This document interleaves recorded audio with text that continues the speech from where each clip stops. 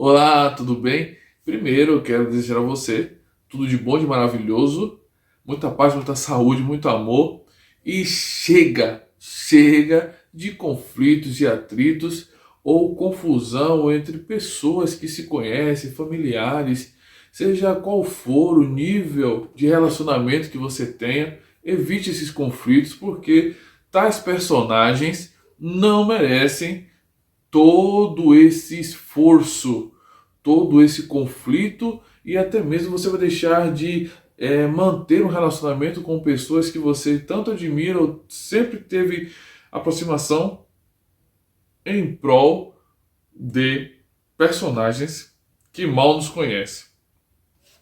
Mas agora eu quero entrar num ponto aqui com vocês de reflexão. Um ponto muito importante, que é além dos salões. E tive a oportunidade, nesses 10 anos do Supremo Tribunal Federal, de julgar casos referentes à corrupção que ocorreu no Brasil. Ninguém pode esquecer que ocorreu no Brasil, no Mensalão, na Lava Jato, muito embora tenha havido uma anulação formal, mas aqueles 50 milhões das malas eram verdadeiros, não eram notas americanas falsificadas. O gerente que trabalhava na Petrobras, ele devolveu 98 milhões de dólares e confessou efetivamente que tinha assim agido. Bem, saberemos, né? Eu sei quem é o chefe dos chefes. Já disse aqui 500 vezes. Ele mora em São Bernardo do Campo, né? Já expliquei, já falei, já dei nome, endereço, tal. Porque nada poderia ter ocorrido, nem o Mensalão, nem o Petrolão, sem a anuência do presidente da República da época. Isso é óbvio. Note que a Justiça, e o juiz Sérgio Moro destacou, o recebimento desse mensalinho de R$96 mil, né, desde 2004, era quando ele era chefe da Casa Civil. Portanto, ocupando um gabinete ali no interior do Palácio do Planalto. E era chamado pelo presidente Lula de capitão do time. Então, claro que o chefe dos chefes é o Lula. Não vamos tergiversar, dar volta, tal. Tudo que eu falei em 5 anos aqui do Jornal da Cultura, é interessante que está ocorrendo. Eu fico muito satisfeito. Não por vingança, mas por justiça, né? Ou seja, você tem um projeto criminoso de poder, é um projeto criminoso, partidário, um partido que trocou o programa partidário pelo Código Penal. Esse projeto entrou na estrutura do Estado, controlou os bancos, empresas estatais, ministérios, agências, tudo, para se perpetuar no poder, para usar recursos públicos como financiamento do partido, do projeto criminoso de poder, e também para ganhos pessoais, enriquecendo o presidente da República, enriquecendo ministros, líderes partidários, lobistas e etc. O que ocorreu na Petrobras, por exemplo, né, que é o escândalo maior, mas não só, e tem envolvimento do conjunto das pessoas que estavam na direção da Petrobras. E quando a gente vê os dados apresentados, William, deixa todos os brasileiros de honra, de caráter, que não se vendeu esse projeto criminoso de poder, indignado, né? Poxa vida, o Zé Dirceu, eu acompanhei todas as sessões do Mensalão e escrevi sobre o Mensalão. E vi até que a advogada Cata Preta, eu assisti a entrevista dela, vi que atrás ela tinha meu livro na estante lá do Mensalão. Falei, pô, que legal.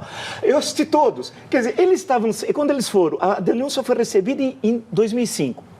Né? Entrou em 2005, foi recebida em agosto de 2007, julgamento começou em 2012, terminou em 2014. Durante esse longo período, ele ria da justiça, não estava nem aí com o recebimento, com o processo, com o trabalho brilhante do relator, ministro Joaquim Barbosa, e nem com o julgamento. Ele estava desprezando, que a justiça para ele pouco importa. Ele, no Mensalão, vale lembrar, foi comprovado que na corrupção, uma ex-mulher dele recebeu um apartamento e um emprego. Essa vez é uma filha. Ele resolve todos os problemas familiares. E quando começa a listar, ele disse que não tinha dinheiro.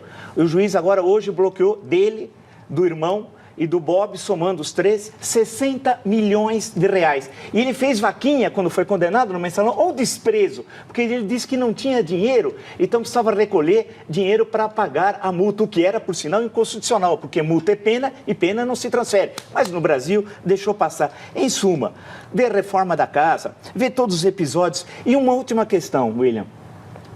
Aqui, nessa mesma mesa, nesse mesmo local, com você presente, inclusive, o Ayrton estava presente, também estava o presidente, o representante do PT, Paulo Frateschi, dia 26 de outubro, 21 horas, dia do segundo turno. Eu disse aqui, João Vacari tem todo o esquema de corrupção. Bom, evidentemente que fui contradito, disse que era um verdadeiro absurdo. João Vacari está preso, Picholeco, como disse a reportagem, é como ele dizia, ele não falava propina, ele tinha vergonha, achava meio chato falar propina, então ele falava Picholeco. Ou seja, nós estamos caminhando. Dia 16 de agosto, nas ruas, o povo brasileiro vai bradar o seguinte: fora projeto criminoso de poder. Nós não aguentamos mais tanto ladrão, tanto bandido governando o Brasil. Além dos salãos que percorreram, né, os mais de 10 anos do governo petista no Brasil, nós temos aqui, né, personagens muito interessantes, principalmente nesse atual cenário,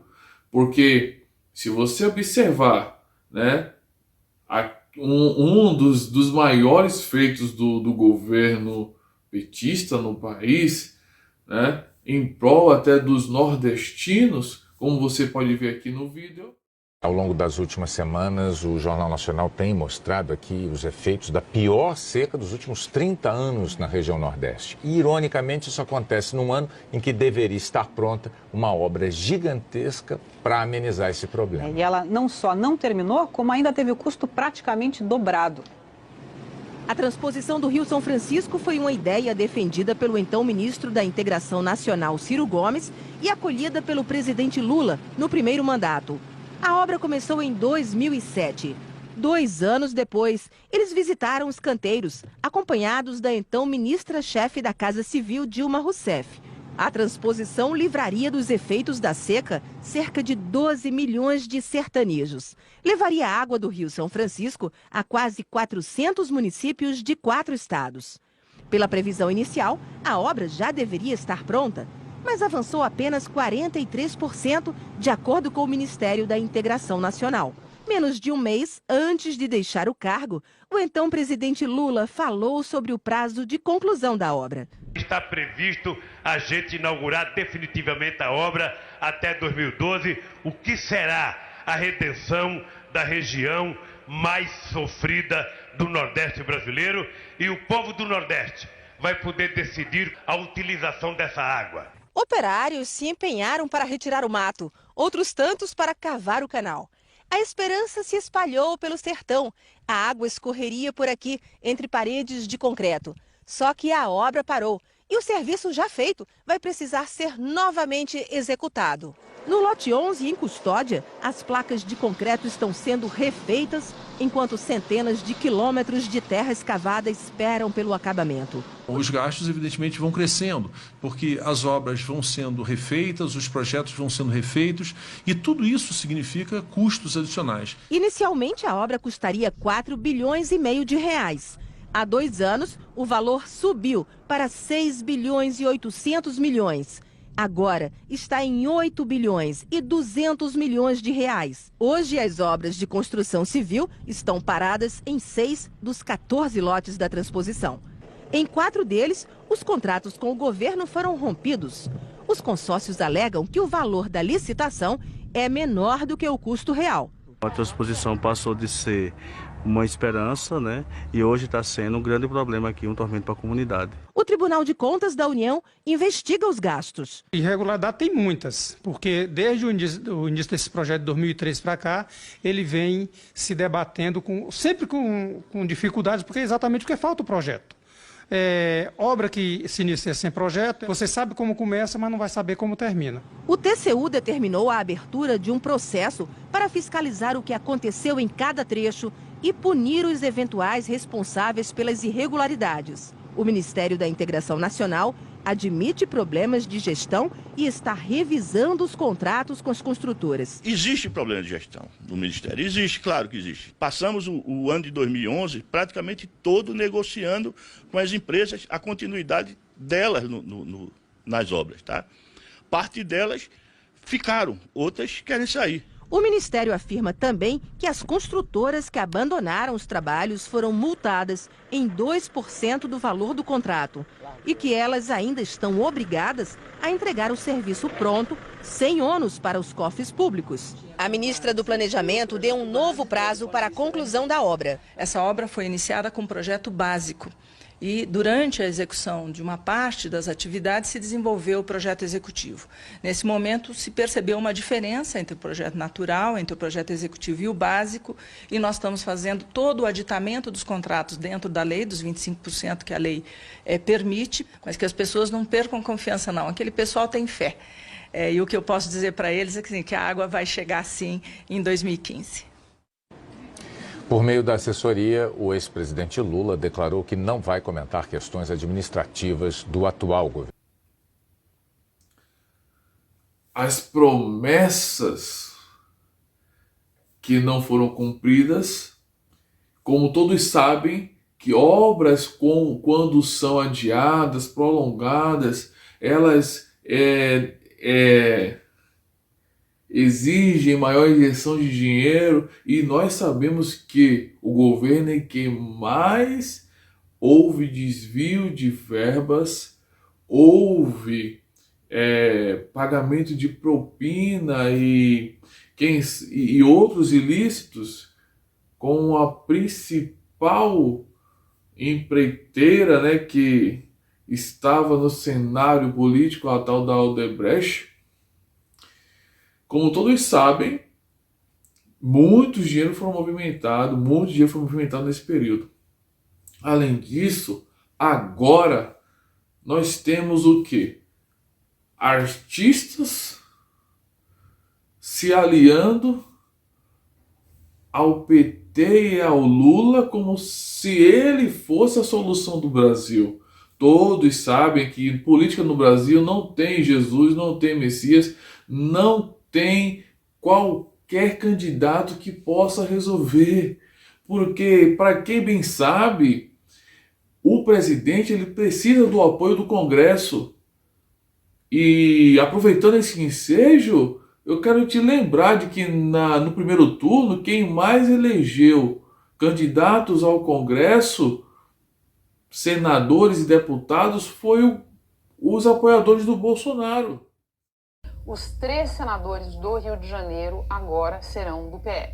Bom, então não é surpresa, os números indicavam isso. Vamos então voltar para aquele mapa que a gente estava vendo. E falta a gente ver como é que está a votação na região sul do país.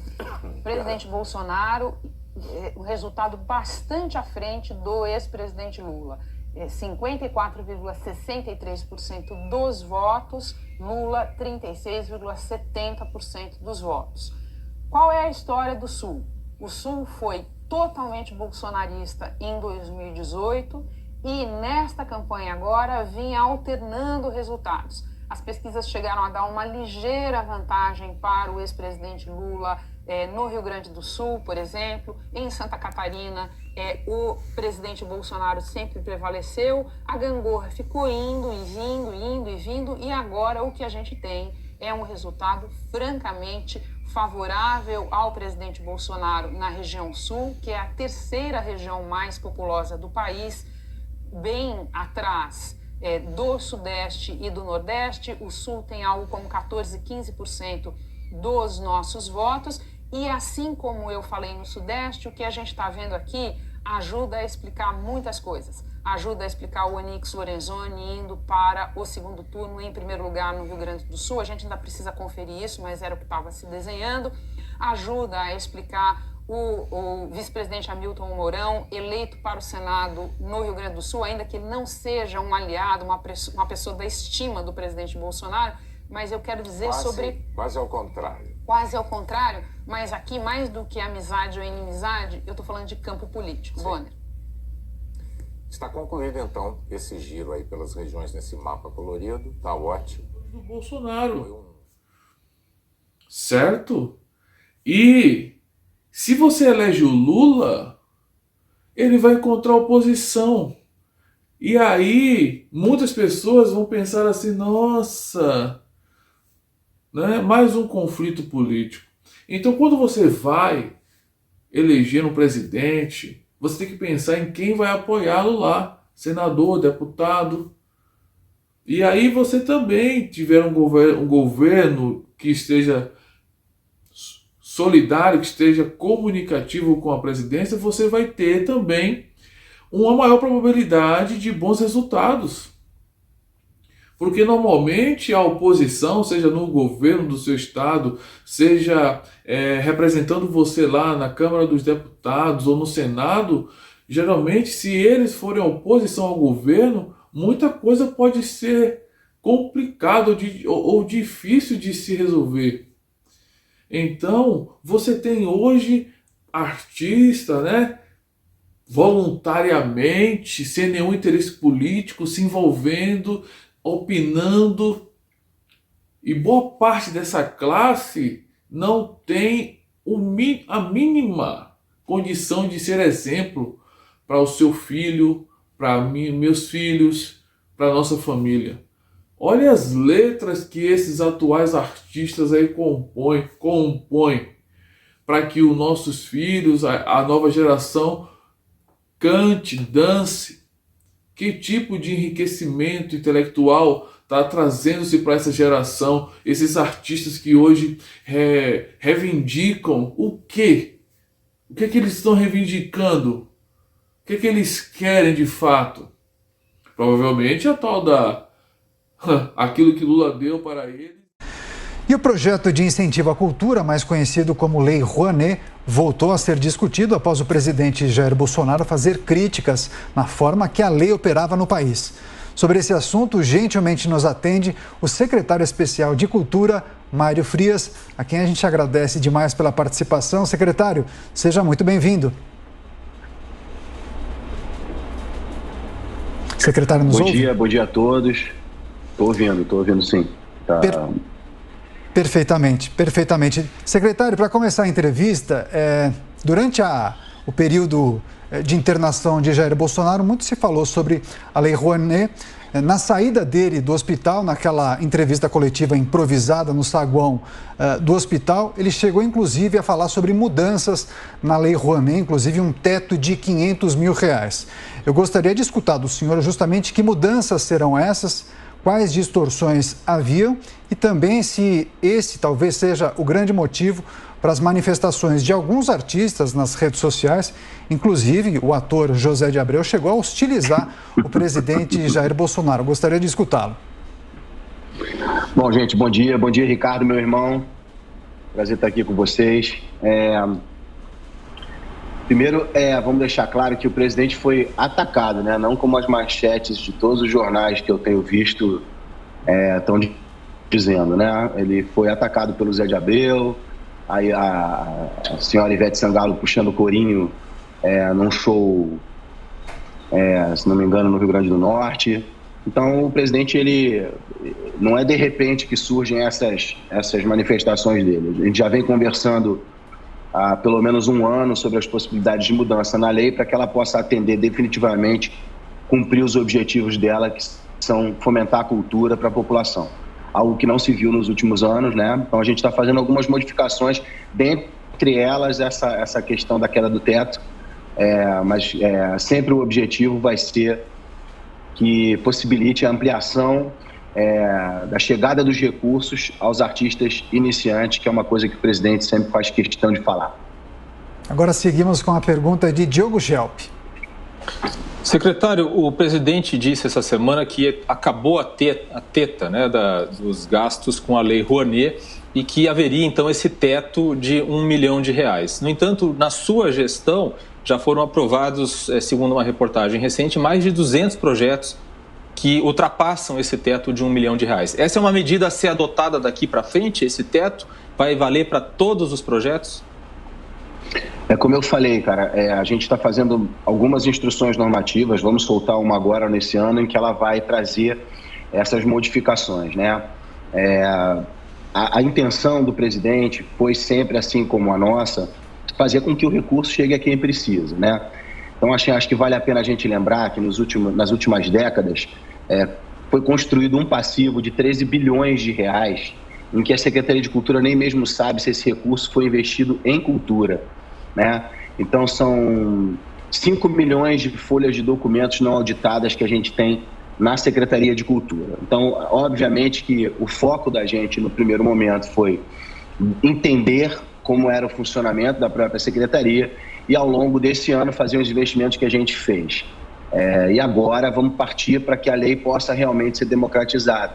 Então, por exemplo, a pessoa que pleitear a lei,